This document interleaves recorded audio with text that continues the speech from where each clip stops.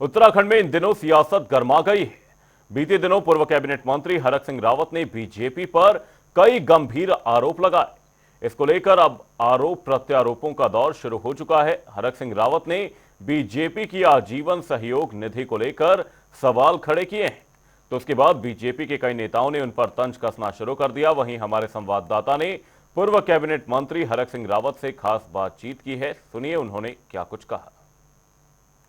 प्रदेश में इन दिनों सियासत गरमाई हुई है और हाल ही में जो सबसे चर्चित चेहरा है इस वक्त उत्तराखंड की राजनीति में और जो अपने बयानों की वजह से चर्चाओं में आ रहे हैं और लगातार उनके बयान एक के बाद एक बयान जो है वो चर्चाओं का विषय भी बन रहे हैं। हमारे साथ आज बातचीत करने के लिए पूर्व काबीना मंत्री और कांग्रेस के वरिष्ठ नेता हरक सिंह रावत जी मौजूद है, उनसे बातचीत करेंगे। सर, जनता टीवी में आपका स्वागत है। नमस्कार जी। सर, आपने भाजपा पर जो आरोप लगाए कि आजीवन सहयोग निधि जिस तरीके से 30 करोड़ की एफडी भाजपा की है और उसमें आपने कहा कि खनन माफियाओं से पैसा लाए हैं, मैंने भी लाया, चाहे तो मेरी जांच कर ले। भाजपा कह रही है कि वो तो पैसा चेक में आया है और चेक में तो ऐसे तो कांग्रेस पार्टी को भी जो है चंदा मिलता है, कांग्रेस पार्टी को भी तो लोग चंदा देते हैं, उसमें गलत क्या है? आप किस तरीके से, मतलब किस वजह से इसे गलत आप ठहरा रहे हैं? देखिए, मैं बहुत साफ कह रहा हूं। ठीक है, मैंने 30 करोड़ का, त्रिवेंद्र राव जी कह रहे 27 करोड़ ब्याज लग के आज 30 करोड़ से ऊपर की एफडी हो गई होगी। लेकिन उत्तराखंड की जनता जानना चाहती है कि भाई वो 30 करोड़ रुपया या 27 करोड़ रुपया किसने चंदा दिया भारतीय जनता पार्टी को चलाने के लिए। भाई ये प्रदेश की जनता का जानने का अधिकार। एक हमारा छोटा सा प्रदेश है, गरीब प्रदेश है। आज इतनी बड़ी आपदा आई हुई है। मैं तो भारतीय जनता पार्टी से सलाह करूंगा कि उसकी लिस्ट जारी करे और वो प्रदेश के मुख्य सरकार भी उनकी है, उस धनराशि को मुख्यमंत्री राहत कोष में जमा कर दें। भाई इस समय पार्टी मुख्यालय बनाना या पार्टी चलाना ज्यादा महत्वपूर्ण नहीं है। प्रदेश में इतनी पीड़ा और इतने दर्दनाक घटनाएं हुई हैं, आपदा आई है। थराली, दोनों थराली में, थराली पौड़ी जिले में लोग सब कुछ तबाह हो गया लोगों का। तो उस धनराशि को मुख्यमंत्री राहत कोष में जमा कर दें और लिस्ट जरूर जारी कर दें, जिससे कम से कम ये तो पता चले कि भारतीय जनता पार्टी को दान करने वाले कौन लोग हैं, साफ हो जाएगा। मैं कोई ये थोड़ी कह रहा हूं कि चेक से नहीं आया। मैंने भी ये कहा चेक से आया। मैंने ये भी बोला था कि एक चेक बाउंस हो गया था तो बंसल जी का फोन आ गया कि भाई वो आपका चेक नहीं, रिजेक्ट हो गया। फिर मैंने उस पार्टी को फोन करा, फिर वो चेक क्लियर हो गया। अब दूसरा मैं ये कह रहा हूं कि आज ये प्रदेश, आज आत्मा रो रही है। ऐसा लग रहा है नेताओं के लिए प्रदेश बना। देखिए, पहले 22 विधायक थे हरिद्वार ब्लॉक के उत्तराखंड में, आज 70 हो गए। पहले 2-3 मंत्री उत्तराखंड कोटे के उत्तर प्रदेश में बनते थे। राज्य बनने के बाद 12 मंत्री हो गए, 200 से ज्यादा राज्य मंत्री बनते हैं। तो भाई क्या आईएएस अफसर पहले 13 जिले थे, 2 कमिश्नर होते थे, एक आध और किसी पोस्ट पे ज्वाइंट कमिश्नर इंडस्ट्री आईएएस होता था। 15-16 आईएएस चलाते थे, इतने ही आईपीएस होते थे। आज 100 से अधिक आईएएस हैं, आईपीएस हैं, आईएफएस हैं, पीसीएस की भरमार है। तो क्या हमने ये प्रदेश अधिकारियों के लिए बनाया? ये प्रदेश नेताओं के लिए बनाया हमने? ये आज उत्तराखंड की जनता ठगी जैसी महसूस कर रही है। हंसा धनाई बेलवंती चौहान कहीं से देख रही होगी। मेरे को आज हमने कर्मचारियों को पेंशन रोक दी, नहीं देंगे कर्मचारियों को पेंशन। हरक सिंह रावत को 2 पेंशन मिलती है, गढ़वाल विश्वविद्यालय की भी और विधायक की भी। खंडूर जी को 3 पेंशन मिलती है, आर्मी की मेजर जनरल की भी, वो धुमाकोट से विधायक रहे, विधायक की भी और सांसद की भी। कोश्यारी जी को 2 पेंशन मिलती है, विधायक के भी, उपचुनाव में बागेश्वर कपकोट से विधायक रहे, और सांसद के भी। टीपीएस रावत को 3 पेंशन मिलती है, लेफ्टिनेंट जनरल के भी, विधायक के भी, तुमकुर से विधायक रहे, और बीच में जब खंडूर जी के लिए उन्होंने सीट छोड़ी तो सांसद भी रहे। अजय भट्ट जी को भी 2 पेंशन मिलेगी, सांसद की भी, विधायक की भी। इसी तरह निशंक जी को भी 2 पेंशन मिलेंगी, सांसद के भी, विधायक के भी।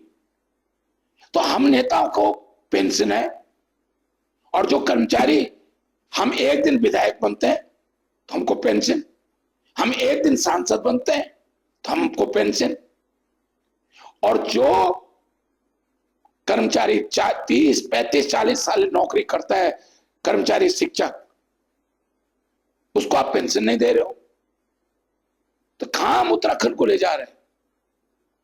दिल्ली से 18,000 में, 12,000 में उपनल के कर्मचारी, पीआरडी के लोग काम कर रहे हैं। तो आखिर हम जो बेरोजगार है उसको रोजगार नहीं दे रहे हैं, और हम नेता लोग सेठ से सेठ होते चले जा रहे हैं। तो आखिर हमने, कई बार आत्मा रोती है। मैं तो कह रहा हूं कि नहीं होनी चाहिए।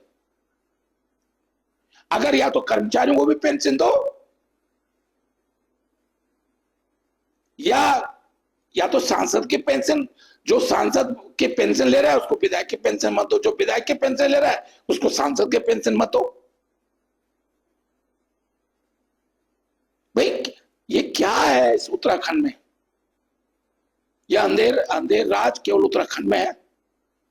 और मैं इसलिए कह रहा हूं कि आज केवल नेताओं के लिए और अधिकारियों के लिए प्रदेश बनाया हमने।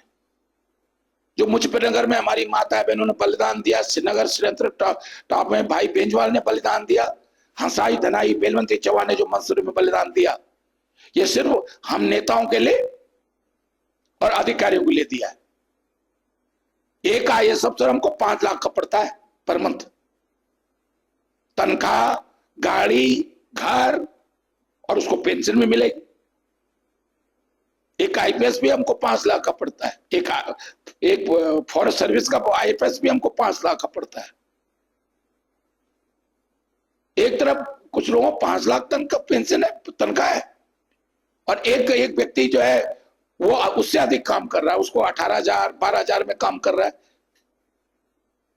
तो ये भेदभाव जो है, मैं कह रहा हूं, मैं ये नहीं करूं, ठीक है IAS है, उसने एक कंपटीशन पास करके आया है, लेकिन ये भी तो ना हो कि भाई हम प्रदेश के, जो जिनके लिए हमने ये प्रदेश बनाया था, उनकी अनदेखी हो रही है। और इसलिए भारतीय जनता पार्टी को आज देखिए, तिवारी जी के समय में जो काम हो गया 2002 से 7 में, अब इन्वेस्टर मीट पे आप टोटल, जब से भाजपा की 8 साल की सरकार हुई है, प्रधानमंत्री आए, गृह मंत्री आए, राजनाथ सिंह आए, इन्वेस्टर मीट पे जितना खर्च हुआ है उतनी की इंडस्ट्री नहीं आई। जो इंडस्ट्री तिवारी जी के समय में आई थी वो भी बंद हो गई। सैलाकोई में देख लो, लाल तपड़ में देख लो, हरिद्वार में देख लो, उधम सिंह नगर में देख लो। कहते सिंगल विंडो, आप किसी एक सिंगल विंडो में अप्लाई करके देख लो। लैंड यूज चेंज करना, नक्शा पास करना, इन्वायरमेंट की परमिशन, फायर की परमिशन, या कोई इंडस्ट्री लग ही नहीं सकती है। ऐसी प्रक्रिया बनाई है इंडस्ट्री की कि कोई इंडस्ट्री उत्तराखंड में लग ही नहीं सकती है। या तो टक्का दो तो तब सब काम सब बराबर है, जो टक्का देता है तो एक ही दिन में लैंड यूज चेंज हो जाता है। टक्का देता है, आप देखिए नॉर्म्स को, यहां देहरादून में देख लीजिएगा, आप अपना घर बनाने के लिए नक्शा पास जमा करोगे MDDA में, तो आपका नक्शा पास नहीं होगा, 10 क्वेरी लग जाएंगी कि NH से इतनी दूर है, नाले से इतनी दूर होना चाहिए, ये होना चाहिए, इतना पीछे का रास्ता छोड़ना चाहिए। और यहां देहरादून में देख लो, कोई नॉर्म से बिल्डिंग नहीं बनी है। उनके लिए क्या कहां गया भाई वो नियम? तो मैं इसलिए कह रहा हूं कि अब कांग्रेस, देखिए कांग्रेस को सच्ची लड़ाई लड़नी पड़ेगी। जिस तरह माने राहुल गांधी, प्रियंका गांधी, खड़गे जी, और जिस तरह कांग्रेस ने आज इंडिया गठबंधन ने चाहे वोट चोरी का मामला हो, चाहे जिस तरह अलग जगाई है, वो हम कांग्रेस के कार्यकर्ता उत्तराखंड में वो अलग जगाएंगे और 2027 में इनकी विदाई तय है। आज बताओ। लोगों का सवाल ये भी है, आम जनता की अगर बात की जाए, जिस तरीके से आपके कई दिनों से बयान चल रहे हैं, कई कमेंट्स लोगों के आ रहे हैं, लोग ये कह रहे हैं कि उस वक्त हरक सिंह रावत जी चुप क्यों थे, उस समय उन्होंने आवाज क्यों नहीं उठाई? क्या उस समय उनका कुछ निजी स्वार्थ था, इस वजह से उन्होंने आवाज नहीं उठाई? एक चीज सुनो, अगर कोई स्वार्थ कोई क्यों मैं भाजपा ने मुझे हटाया या मैंने भाजपा छोड़ी, ये इसलिए तो क्यों मेरे हर प्रोजेक्ट को रोका जाता था। मेडिकल कॉलेज कोरदा, लाट आंचल कार सड़क रोक दी, पाखरो टाइगर सफाई रोक दी। विरोध करते थे इसलिए विरोध करता था। आपको ध्यान नहीं है, मैंने कई बार मंत्रिमंडल की मीटिंग छोड़ के चला गया। क्यों नहीं विरोध किया? तभी विरोध करता था, मैं तभी विरोध करता था। और इसीलिए जो है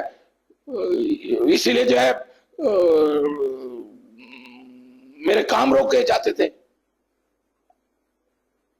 तभी तो कई बार ऐसी टकरार मुख्यमंत्री से हो जाती थी, हमेशा नहीं हुई। पहले, उससे पहले जितने मुख्यमंत्री है, मतलब तेरह तो कुछ ही समय के लिए रहा, मतलब मेरे असहज हो जाता था मैं। जो लोग कह रहे हैं कि तब क्यों नहीं करा, तब नहीं देखा लोगों ने कि मैं किस तरह तब भी करता था। मैं देखे, हाँ ठीक है, बहुत सारे काम होते हैं जहां हमको माना किसी को चाय पिलाने, तो उसके लिए पैसे तो लगेगा ना। तो जो सामान्य शिष्टाचार है वहां तो ठीक है। पोस्टर छपने तो उसके लिए पैसा चाहिए, रैली होनी तो उसके लिए पैसा चाहिए, वहां तक तो ठीक है। लेकिन आप रुद्रप्रयाग में देख लो, भाजपा ने कितना बड़ा महल बना दिया। क्या उत्तराखंड हमने संघ के संग्रहालय बनाने के लिए बनाया क्या? कोटद्वार में कितना बड़ा संग्रहालय, पौड़ी में कितना बड़ा संग्रहालय, सिन्नर में कितना बड़ा संग्रहालय, रुद्रप्रयाग में संग्रहालय, गोपेश्वर संग्रहालय, देहरादून में बड़ा संग्रहालय। तो ऐसा लगता है कि ये उत्तराखंड तो हमने संग्रहालय और भाजपा कार्यालय के लिए और उनके संस्थाओं को चलाने के लिए बनाया है। अरे बजाय पहले श्रीनगर में संग्रहालय था, एक कमरे पे था, नीचे सब्जी की दुकान थी, ऊपर संग्रहालय था। कोटद्वार में झंडा चौक में था संग्रहालय, पौड़ी में किराए में था, शिशु मंदिर पे था संग्रहालय। अब ऐसा क्या हो गया कि कोई फैक्ट्री चल रही क्या भाजपा की? या अंडानी अंबानी दे रहे पैसा भाजपा के संग्रहालय चलाने के, खोलने के लिए और बनाने के लिए, या भाजपा के कार्यालय बनाने के लिए? पर रोना आता है। और इसीलिए मैं भी भाजपा का कार्यकर्ता रहा हूं, फाउंडर मेंबर रहा हूं। मैं पौड़ी का जिला अध्यक्ष रहा हूं 27 साल की उम्र में, 1988 में, 79 में। लेकिन वो भाजपा नहीं थी, है जो त्याग बलिदान की बात करती थी, नैतिकता की बात, सुजाता की बात जो पार्टी करती थी, वो लोग, वो आज तो ये और दल बदल मेरे पे लगा रहे हैं। पूरी भाजपा तो दल बदलों से भरी है। और उत्तराखंड में लोग हरक सिंह को ही दल बदलू कहते हैं। मुझको ये बताओ, चाहे कांग्रेस में हो चाहे भाजपा में, हरीश रावत को और कुछ को छोड़ दिया जाए तो हमारे कांग्रेस में भी ज्यादातर लोग ऐसे, देखो कोटद्वार सुरेंद्र सिंह नेगी जी, वो भी भाजपा में गए थे, वो जनता दल में भी गए थे, मंत्री प्रसाद नेता नहीं, जनता दल से एमएलए रहे 89 में, पहले बहुगुणा जी लोकदल में रहे, फिर अब कांग्रेस में, प्रीतम सिंह जी भी बीजेपी में गए, फिर अब कांग्रेस में, यशपाल आर्य जी भी पहले तिवाड़ी कांग्रेस में रहे, तिवाड़ी कांग्रेस रहे, फिर बीजेपी में रहे, फिर अब कांग्रेस में। भाजपा में सारे नेता जो है, एक कोश्यारी जी को छोड़ दिया जाए और 2-4 और लोगों को छोड़ दिया जाए, बाकी ये त्रिवेंद्र रावत वगैरह तो नेता नहीं है, ये तो 2002 के बाद की प्रोडक्ट है। इनका तो कोई बहुत बड़ा योगदान उत्तराखंड राज्य के लिए भी नहीं है। ये तो इनको मैं नेता मानता भी नहीं। लेकिन कोश्यारी जी पुराने नेताओं में देवेंद्र शास्त्री थे देहरादून से, तो भाजपा में मैं बता रहा हूं कहां है सारे? दिलीप रावत, लोकदल, कांग्रेस, कांग्रेस फॉर डेमोक्रेसी, उसके पिताजी वो भी राय भंडारी को आपने देखा ही है, भरत चौधरी कांग्रेस, जनता दल, आशा भी जो है, आशा तो खैर बहुत बात की नेता है। आप मुझे बताओ, एक व्यक्ति बता दो सिर्फ भाजपा और कांग्रेस में। आपने त्रिवेंद्र रावत जी की बात की। त्रिवेंद्र रावत जी ने कहा कि उन्होंने सीधे तौर पर कि हरक सिंह रावत जी का कोई स्टैंड नहीं रहता, वो कभी एक तरफ नहीं रहते, कभी कुछ बोल देते हैं फिर उसके बाद कुछ बोलते हैं। और जो उन्होंने 27 करोड़ की बात की है कि वो तो खुद स्वीकार कर रहे हैं कि हाँ हमने चंदा लिया है, और आपको लेकर के भी उन्होंसमय कहा है। तो मैंने कहा ना चंदे की रस्सी थे, मैं कहां कह रहा हूं चंदा ले लिया, मैंने भी तो यही कहा। बस मैं ये कह रहा हूं कि इस समय प्रदेश में विपदा रखी है।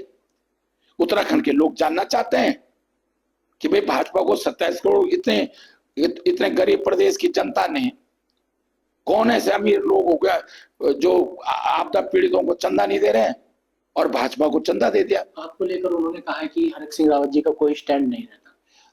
अब उनका खुद ही स्टैंड नहीं रहता। जी सर, एक सवाल और मैं त्रिवेंद्र रावत को, देखिए सुन लो मेरी पूरी बात, आपने केवल मुख्यमंत्री रूप में देखा त्रिवेंद्र रावत को, वो महानगर प्रचारक थे यहाँ देहरादून में, बाकी क्या रहा उनका कोई योगदान है? वो भाजपा में कहां थे? संघ में थे, संघ का यहाँ महानगर प्रचारक रहे देहरादून में। हरक सिंह रावत तो पौड़ी का जिला अध्यक्ष रहा बीजेपी का। उत्तरांचल संघर्ष समिति जब बनी स्वर्गीय शोभन सिंह जीना की अध्यक्षता में, बाद में खंडूर जी की अध्यक्षता में 8 लोग थे उस संघर्ष समिति में, मैं भी था उस संघर्ष समिति में। मैं तो भाजपा से मंत्री रहा हूं उत्तर प्रदेश में, मैंने तो उत्तराखंड आंदोलन की लड़ाई लड़ी है। तो त्रिवेंद्र रावत से मेरी तुलना कहां हो सकती है भाई? वो सिर्फ महानगर का प्रचारक रहा यहाँ देहरादून में, और बाकी बस 2002 के बाद तो आया त्रिवेंद्र रावत। कब मुझे बता दो ना, 2002 में डोएला में पहली बार 2002 में लड़ा। हरक सिंह 920 में रहा।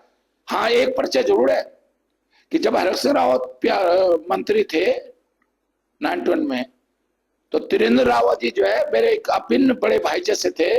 उमानाथ सिंह जी जौनपुर से जेल कारागार मंत्री थे, होमगार्ड मंत्री थे, तो ये उनके साथ जनसंपर्क अधिकारी थे। तो इसलिए दो छोटे सवाल हो रहे हैं मेरे। अब वो महेंद्र भट्ट जी कह रहे हैं कि हरक सिंह रावत जी अभी इन चीजों को इसलिए उठा रहे हैं कि वो कांग्रेस में प्रदेश अध्यक्ष की दौड़ में आना चाहते हैं। अरे भैया, हरक सिंह रावत जब आवाज उठा था ना, हरक सिंह रावत जो है बार तो तुम पे कर रहा है ना। हरक सिंह रावत को तुम हमारी पार्टी की मत चिंता करो भट्ट जी, अपनी पार्टी की देखो ना। हम जो बोल रहे हैं कि ऐसा करो, प्रदेश में अंकिता की हत्या हो गई, भाजपा का नेता उसमें संलिप्त। अभी जितेंद्र की हत्या हुई या आत्महत्या की है, उसमें भाजपा का नेता सम्मिलित। पेपर लीक हुआ में भाजपा का नेता सम्मिलित। लोक सेवा आयोग का पेपर लीक हुआ, भाजपा का नेता सम्मिलित। वो एक 13-14 साल की बच्ची के साथ बलात्कार करवाया गया, उसी की मां के, वो भाजपा के नेता। लाल कुआं में महिला के साथ अत्याचार हुआ, भाजपा का नेता। तो भैया महेंद्र भाई, मेरे छोटे भाई, हरक सिंह को मत सलाह दो। तुम अपनी पार्टी को ठीक करो, तुम प्रदेश अध्यक्ष हो, तुम ठीक करो। और फिर ज्यादा भैया ज्यादा मुंह खुलवाएंगे तो बहुत कुछ बोलूंगा मैं फिर। इसलिए मैं केवल इस राजनीतिक लड़ाई को राजनीतिक तक रखना चाहता हूं, व्यक्तिगत नहीं ले जाना चाहता। जिस दिन कोई व्यक्तिगत राजनीति, जैसे त्रिवेंद्र रावत ने व्यक्तिगत कटाक्ष किया, ये महेंद्र भट्ट व्यक्तिगत कटाक्ष कर रहे हैं, राजनीतिक बात करें। अगर मैंने व्यक्तिगत करना शुरू कर दिया तो मैं तो सबको जानता हूं, सबकी जन्मपत्री है,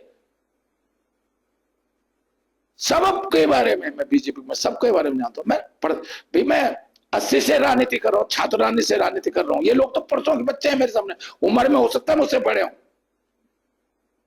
पर हरक सिंह रावत जो राजनीति 1980 में करता था, उस समय के जनसत्ता उठा के देख लेना, रविवार पत्रिका उठा के देख लेना। 1981-82 की रविवार पर, उसमें हिंदी की सबसे लीडिंग मैगजीन थी रविवार। एक एक पेज छपता था, चाहे पक्ष में छपता था चाहे खिलाफ छपता था। एक आखिरी सवाल है, आपने जो संकल्प कांग्रेस में लिया कि 2027 में भाजपा की अंत्येष्टि करनी है और जब तक माला नहीं पहनेंगे ना पहनाएंगे, तो आप इसे कि अपने ये संकल्प अपना मानते हैं, पूरी कांग्रेस को साथ में लेकर चलेंगे और किस तरीके से कांग्रेस को आप इसे अपने संकल्प में साथ लेकर चलेंगे? मैंने लिया है, मैं बाकी सबको को नहीं कह सकता, लेकिन उससे क्या होगा कि जब कोई मुझे माला पहनाने लगेगा, तो जैसे हम व्रत लेते हैं ना कि भाई खाना नहीं खाना है, तो आदमी को उतनी बार ईश्वर को पुकारता है। अगर बजरंग मंगलवार का व्रत है तो उतनी बार बजरंग बली को पुकारता है कि नहीं नहीं मेरा व्रत है भाई, बजरंग बली का व्रत है। तो ऐसे ही मुझे एहसास होता रहेगा, जब कोई माला पहने की कोशिश करेगा तो मुझे लगा नहीं मैंने कसम खाई है सरकार, फिर आदमी चैन से नहीं बैठूंगा मैं। और क्रांति तो क्रांति कोई लाखों लोग नहीं करते हैं, 2-4 सिरपरे लोग ही क्रांति करते हैं। जी धन्यवाद सर। तो ये तो हमारे साथ पूर्व काबीना मंत्री और कांग्रेस के वरिष्ठ नेता हरक सिंह रावत जी, और साफ तौर पर सभी मुद्दों को लेकर अपनी मुखरता से बात रखी है। अब आगे देखने वाली बात होगी जो संकल्प उन्होंने लिया उस संकल्प को किस तरीके से पूरा करते हैं। अपने सहयोगी रोहित के साथ मैं अरुण सैनी, जनता टीवी देहरादून।